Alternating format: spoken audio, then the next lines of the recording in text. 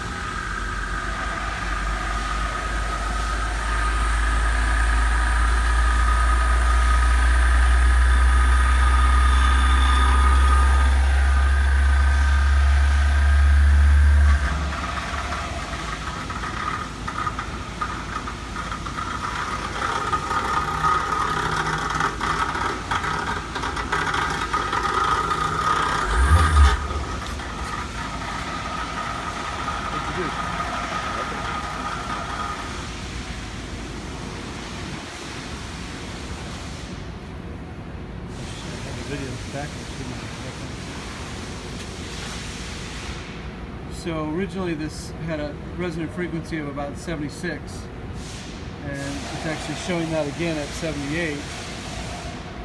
But why did it all of a sudden die in the middle, and what caused that? All the clamps are tight, and all the transducer as well. Everything is isolated. Everything is the same as the entire time. Nothing is shifted. Everything is on the rubber pads.